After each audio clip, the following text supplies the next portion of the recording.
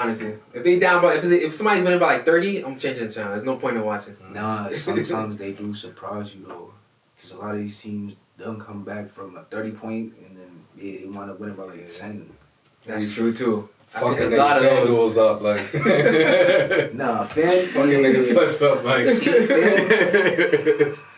Yeah, I don't even wanna. Should be getting me tight like. FanDuel gonna go.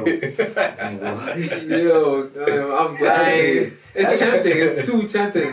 I would say yeah, that's one of my hobby. I'm trying to treat it like another source of income, but it's just not working that way. It's going backwards, like. Yeah. Just gotta be careful who you bet for and what team you. Yeah, you gotta see the trend. Watch the trends for sure. I'm gonna hit one of them joints, so I'm gonna get a nice little 100K slip. Put that in the air, I'm gonna get that. Yeah, I only won $150 from them. Every dollar of it. I almost won 10K, bro. My slip was there, like, for the All-Star game. The fucking Jason Tatum fucked my shit up, like. That's crazy. Everybody else I had hitting, like, you know what I mean? Right, the right unders and overs, like, only Jason Tatum. It was like 10 players. I was 9 for 10. And he had nobody on his team. Durant wasn't playing. Harden wasn't playing. So it was like, I didn't get it. Like, how he couldn't get a little 18 points? We was the best player on the team, him and Booker. I was mad. Like, that would have been 10K in my pocket, bro. 10, yeah. I've been 10K. Like the NBA's rate. Yo, I ain't gonna play. They take pay cuts from FanDuel. There'll be a lot of times where I have to question it because it'd be too like, huh? How do you all of a sudden turn the ball over? Like, all of a sudden.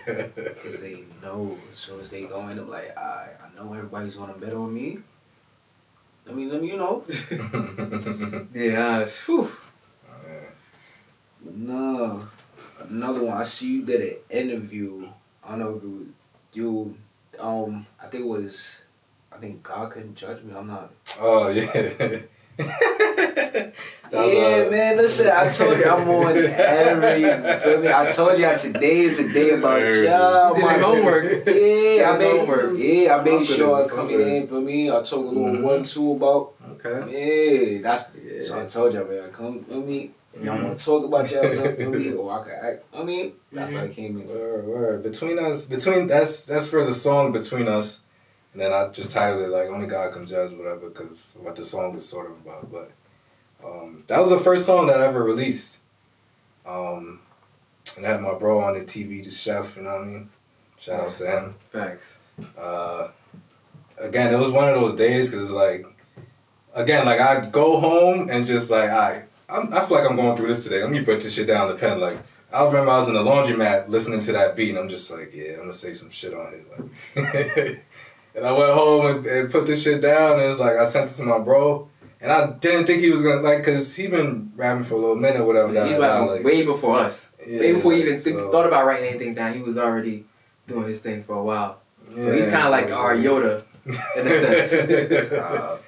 So it's like I wouldn't really like just ask him to to rap on my shit out of respect, because it's like, yo, you've been doing it for a minute, like, you know what I mean? I'm just doing this for the first time. Like, but he heard it and he was just like, yo, I'm gonna put something down on this. I ain't gonna lie, like, yeah, like, yeah. So that was hard. I fucked with that. That's a song that it's another moment for me. Like these little songs that's like, it's a song that I'll never forget. Like it's one of those ones that every time I hear it, it's gonna bring me back. Like, you know what I mean? It's like it takes me somewhere else every time I hear the beat. Like, you know what I mean? Yeah. But yeah, it was some shit on there. Like, yeah, it's the first song I ever recorded in the studio, all that. Like, you know what I mean? It's on the tape, Dark Clouds Over Muddy Water. Yes. You know what I mean? Mm-hmm. Go check that joint out, DCMW. Yeah. You know? Also check out Pleasure from the Pain. That one.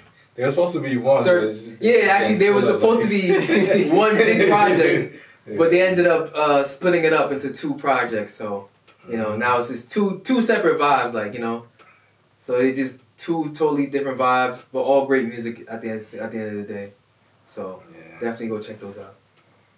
So, cause Dark Clouds, that's like his baby. Like that's his, like, that project is close to him, and then like the other one, that's mine. Like I helped put that together. Like a lot of the things that went on there, I picked. handpicked myself and stuff like that.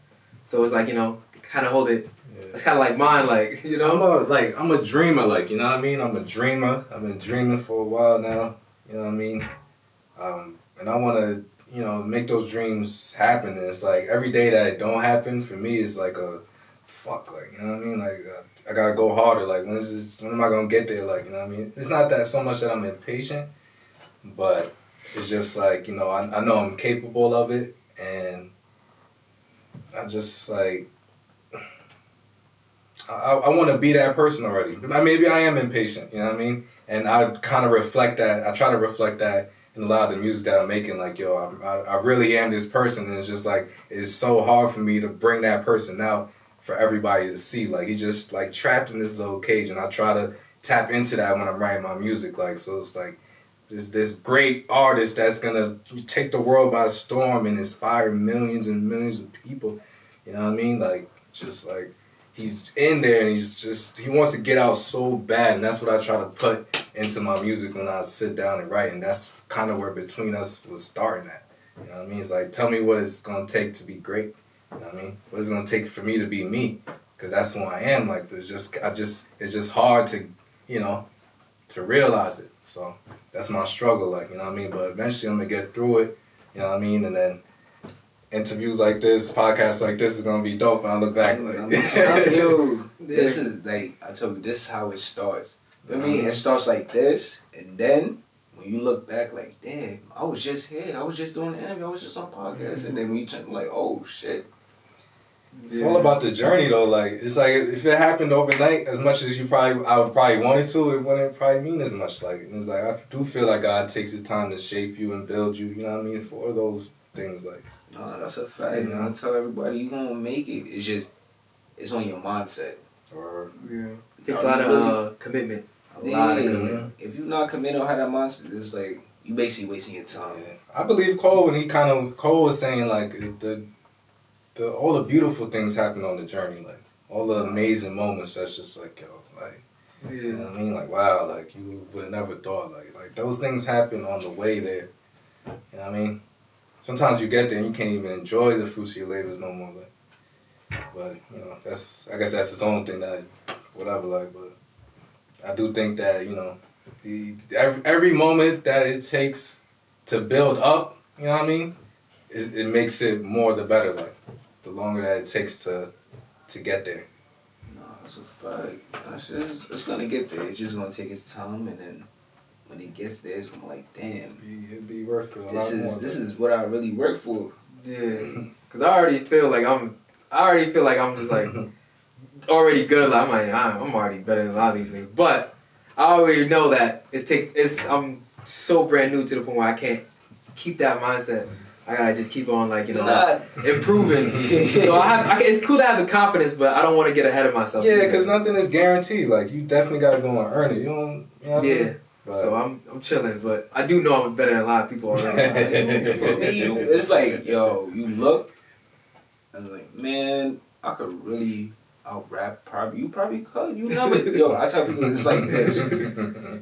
You never know what you can do until you really do it. Yeah. Straight up. Like, you can sit there and really out-rap somebody, or really rap to them, rap, and they're really looking like, damn, what the hell he was. Like, I tell you, there's really underrated people out here that people really overlook, and then who really have talent. Yeah. So I tell people, if they listen to your music and really sit down like, yo, they got talent. So it's like, yeah, because a lot of people be surprised when I tell them I only rapping for like a year and a half. They be like, a year and a half? Like, bro, like, yeah, like a year and a half. just some people that it comes naturally.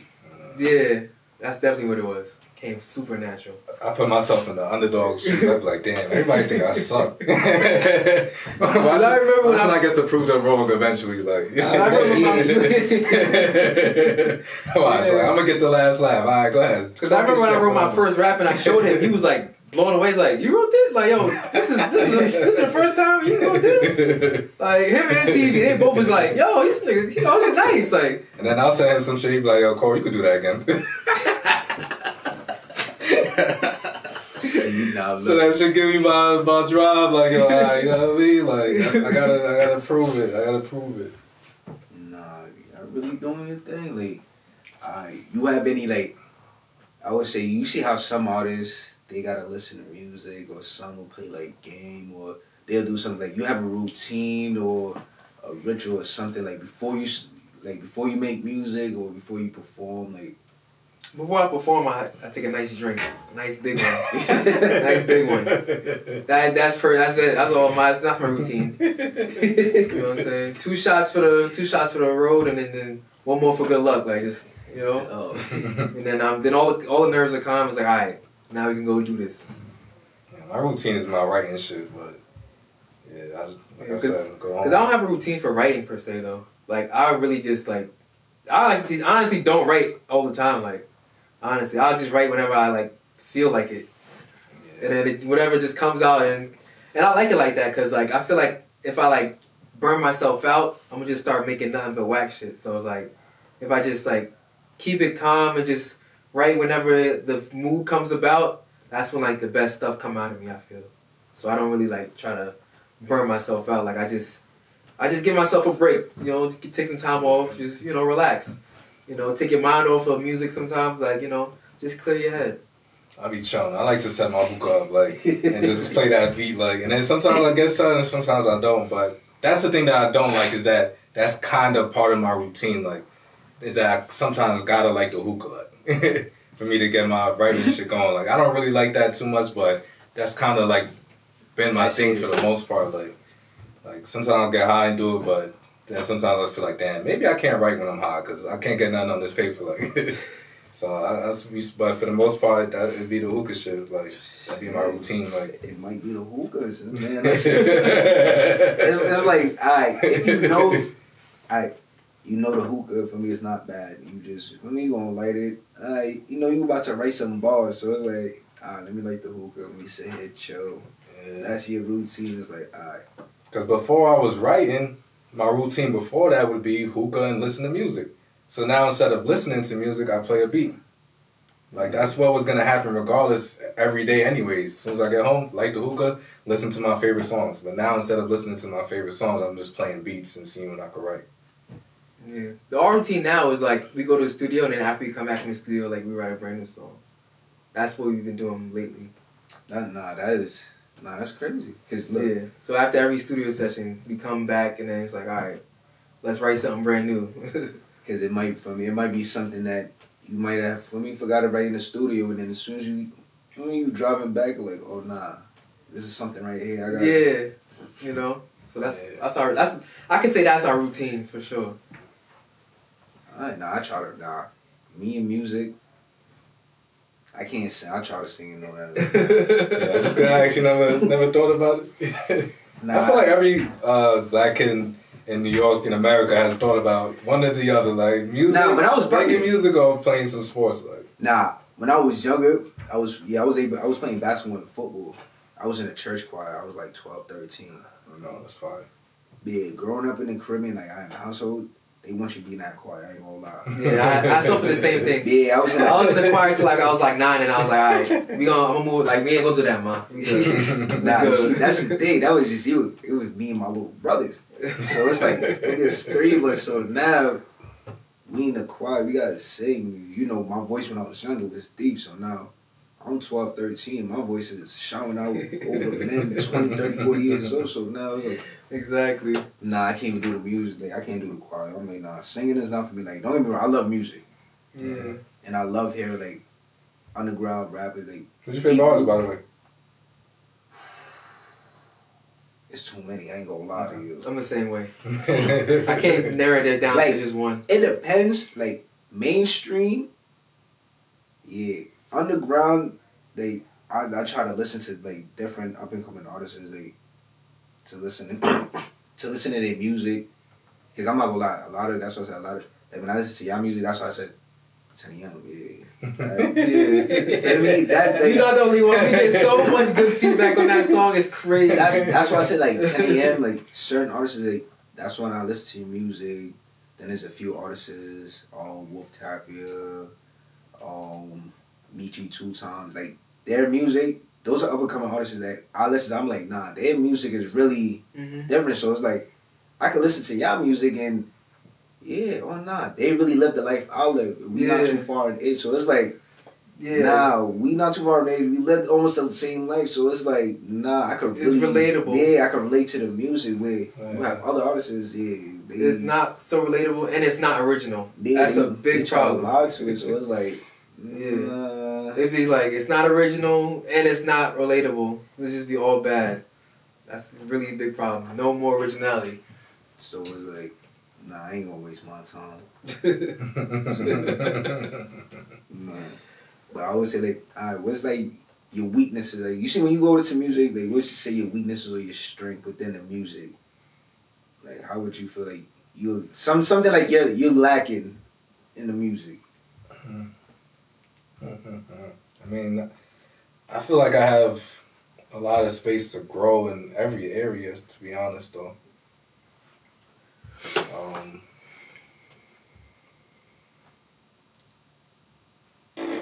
I don't know. I guess if I said a weakness, it had to be maybe singing. Cause I do be trying to get my singing shit off because I'm a Drake fan. Like. Yeah, he be mad when I sing on the hook. He be mad. He be mad. It's like, damn, I want to sing the hook. But, you know, it'd be like that. You know, can't have everything. I said mine would be freestyling. I'm not really there yet, but once I do, it's curtains. It's curtains. Promise you. That's a fact. Cause me, it's like singing is like, I love melodies, so like I'll hum a melody like out of thin air, like in a second. So I love doing that. So that's nothing. But it's like freestyling though. Once I get that down pat, it's over. Honestly, cause I could write a song every day if I want to. Like that's the easy part. It's just it's like, say if I wanted to go freestyle somewhere quick, couldn't really do that the way I want to. If I was to actually sit down and really put something to paper. Can't complain about that. Yeah. One thing, I'm not gonna lie, I say this one for last. I ain't gonna lie. I told you I did do homework on that. I did, feel me? You see, I got my cards, feel me? I got my cards. I told you, I really did homework on you. That's why I said, yo, I'm gonna really do this. The last one, it's the documentary. You know,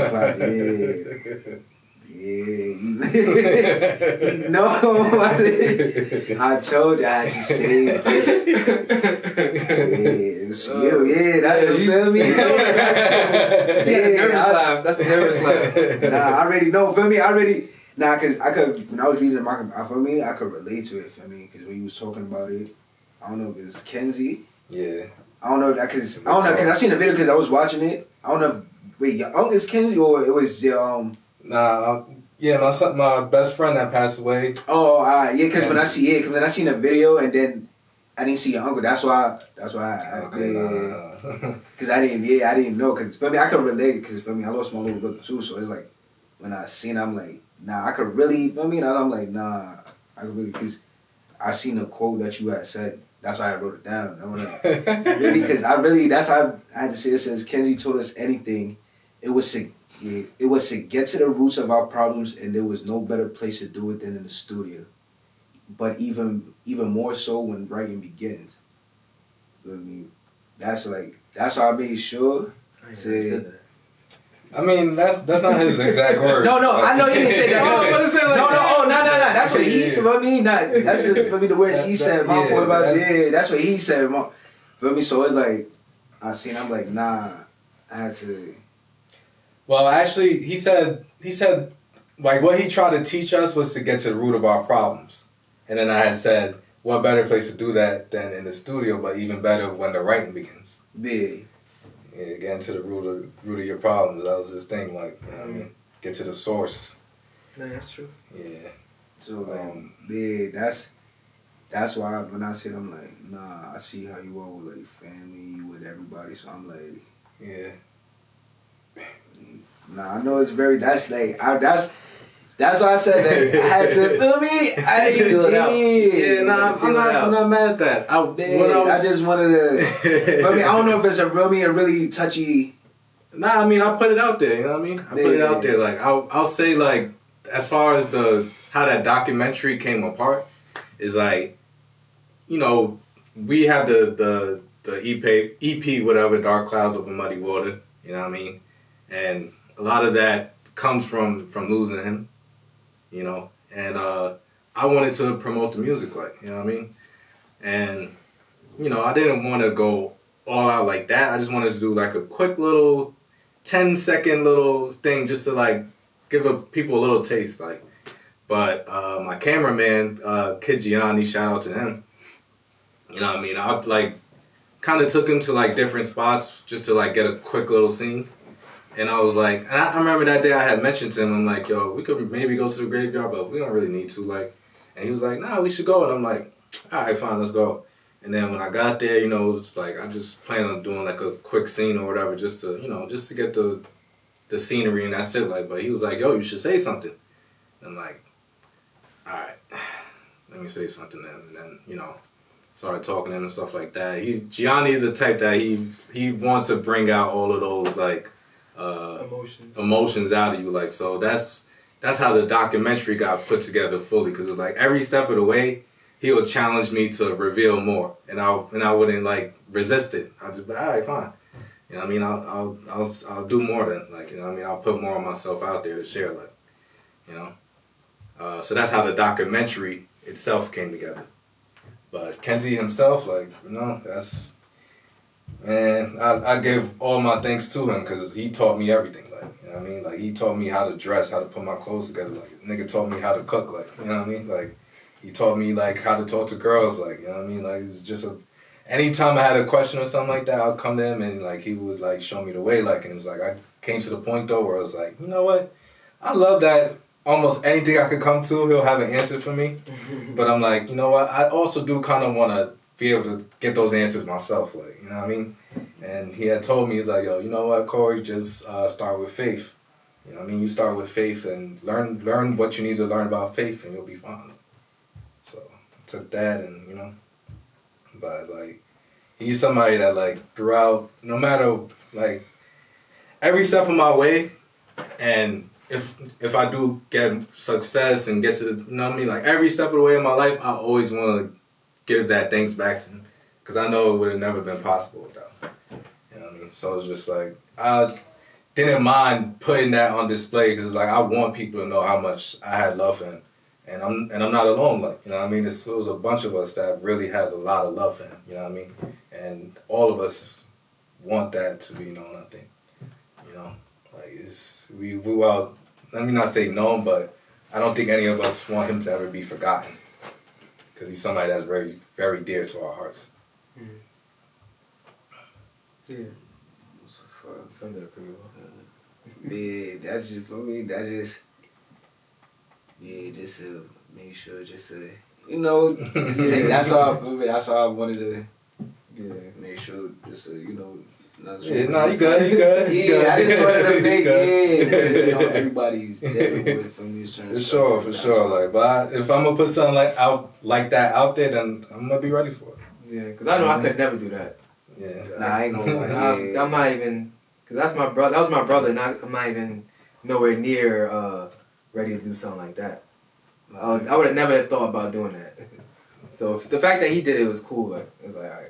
Nah, that's why I said. I felt your pain, bro. So and I ran it through your family and stuff. They was all like, they liked it and stuff. Whatever. Yeah, it was fine. So it was like, you know, because you did something we would never have thought about doing. Like, nah, yeah. My relationship with him is like, you know, would have, like, when he passed or whatever, it's like that kind of opened the door for him to come into my life, and that's how our relationship really started. Like, because before that, we wasn't like, you know, that was just my man's little brother. Like, you know what I mean? Nah, I think. I seen it happen a lot like that. Like, it happened with my little brother. Like, his best friend is basically like my left hand man.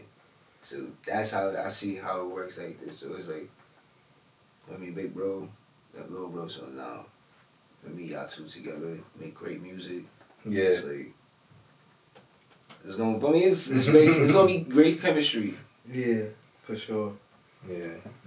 Definitely, yeah. So it was kind of like, you know, it's kind of